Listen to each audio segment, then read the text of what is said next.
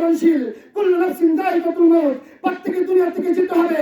কবরে যেতে যাওয়ার পরে তিনটি প্রশ্ন করা হবে, তোমার মালিক কে, তোমার দল কোনটি ছিল, তুমি কোন দলের অনুসারী ছিলা, তোমার নেতাকে ঠিক কিনা বলেন।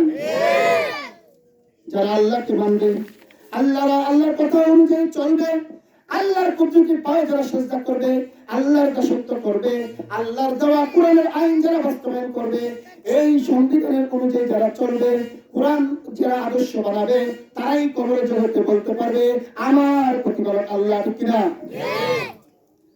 এক নম্বর প্রশ্ন, তিনটা প্রশ্ন করা হবে, সকলকে তিনটা প্রশ্ন করা হবে। ওইখানে কারো পরিচয় চলবে না, ওইখানে নেতার পরিচয় চলবে না, ওইখানে দলের পরিচয় চলবে না, ওইখানে বংশের পরিচয় চলবে না, ওইখানে রক্তের গরমের খবর থাকবে না, ওইখানে ইয়া নাফসি করতে হবে। প্রথম প্রশ্ন করা হবে, তোমার মালিককে, তুমি কোন মালিকের অনুসরণ করছিলা, কোন মালিকের দাসত্ব করছিলা, কোন মালিকের আদেশ তুমি দুনিয়াতে তুমি বাস্তবায়ন করছিলা, কার এজেন্ডা তুমি বাস্তবায়ন করছিলা। যদি আমি আপনি আল্লাহর গোলামি করে থাকি, আল্লাহকে আল্লাহ মেনে থাকি, আল্লাহর হুকুমগুলোকে নিজে বাস্তবায়ন করে থাকি, আল্লাহর হুকুমগুলোকে সামাজিকভাবে বাস্তবায়ন করে থাকি, আল্লাহর হুকুমকে রাষ্ট্রীয়ভাবে যদি বাস্তবায়ন করে থাকি, তাহলে আমি আপনি বলতে পারবো ওই কবরের জগতে যেখানে মা থাকবে না, যেখানে বাবা থাকবে না, যেখানে বন্ধু বান্ধব থাকবে না, কোন আওয়ামী লীগ থাকবে না, বিএনপি থাকবে না, ওখানে নেতা থাকবে না, জিয়াউর রহমান থাকবে না, শেখ মুজিবুর থাকবে না, ঠিক কিনা বলেন।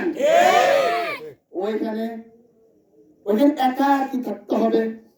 যদি আমি আপনি যখন আল্লাহকে মানবো, আল্লাহর হুকুম বাস্তবায়ন করব, তখন আমি আপনি বলতে পারবো আমার প্রতিপালক আল্লাহ, ঠিক কিনা। দ্বিতীয় নম্বর প্রশ্ন করা হবে, তোমার দলের নাম কি, তুমি কোন দলকে অনুসরণ করছো, কোন ধর্মকে তুমি অনুসরণ করছো, কোন দলের দাসত্ব করেছিলা, কোন দলের তুমি বিস্তার করেছিলা, প্রচার করেছিলা, এজেন্ডা বাস্তবায়ন করেছিলা। যখন আমি আপনি যখন ইসলাম মানবো, ইসলামী আদর্শ বাস্তবায়ন করব, ইসলামী আইন বাস্তবায়ন করব, ইসলামী আইনের জন্য যখন স্লোগান দিব, ইসলামী আইনের জন্য কথা বলবো, শান্তি শৃঙ্খলার জন্য আমরা চেষ্টা করব, এই জমিনে যখন আমরা ইসলামী আইন বাস্তবায়নের জন্য, ইসলামের জন্য জান দিব, মাল দিব, প্রয়োজনে রক্ত দিব, এরকম চেষ্টা যখন আমরা করতে থাকবো, ওই কবরের জগতে আমি আপনি বলতে পারবো আমার দলের নাম ইসলাম, ঠিক কিনা। ওইখানে কোনো বাপ দাদার পরিচয় চলবে না। তাহলে কি অবস্থা হবে কবরের জগতে, একটু চিন্তা করি। আমার মা বোনরা পিছনে আছেন, সকলেরই একই প্রশ্ন, সবাই যেতে হবে। আজকে আমরা ভোটটা দেওয়ার সময় আমরা মিথ্যা পারি না, ওই সমস্ত লোকদেরকে আমরা ভোটটা দিয়ে দিই। যাওয়ার পরে তন্ত্র মন্ত্রদের ভোটগুলো আমাদের সামনে চলে আসে, ইসলামকে আমরা ছোট করে দেখি, হুজুরদেরকে আমরা তুচ্ছ তাচ্ছিল্য মনে করি, অথচ আমরা ইতিহাস জানি না। এই দেশ খান জাহান আলী রহমতুল্লাহ আলাইহির দেশ, ঠিক কিনা। এই দেশ শাহ পরান রহমতুল্লাহ আলাইহির দেশ, এই দেশ শাহ জালাল রহমতুল্লাহ আলাইহির দেশ, এই দেশ আহমদ শফি রহমতুল্লাহ আলাইহির দেশ, এই দেশ উলামায়ে কেরামের দেশ, ঠিক কিনা। এই দেশের মধ্যে ইসলামের হুকুমত চলবে, এই দেশের মধ্যে সংবিধানের মধ্যে কোরআনের আইন সংবিধান হবে, ঠিক কিনা। মানুষের বানানো সংবিধান এই দেশে চলবে না, ঠিক কিনা। মুসলমান সব বুঝে গেছে, তন্ত্র মন্ত্র দিয়ে আর কাজ হবে না।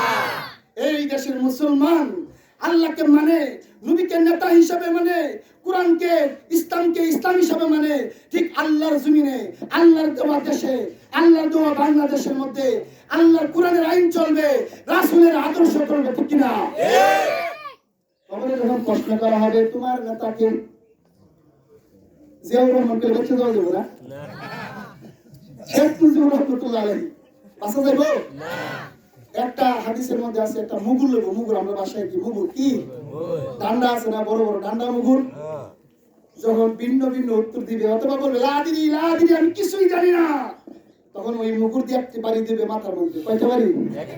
একবারে 70 হাত মারি করে দেবে। নাউজুবিল্লাহ বলি, উপায় থাকবে নাকি?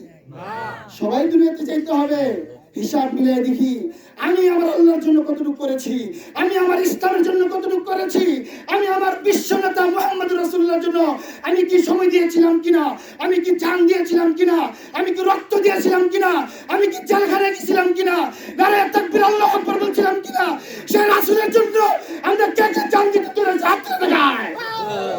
নারে তাকবীর, নারে তাকবীর, আল্লাহু আকবার, নারে তাকবীর। আলো, কোরআন সুন্নাহর আলো। আজকে থেকে সবাই নিয়োগ করে নিন।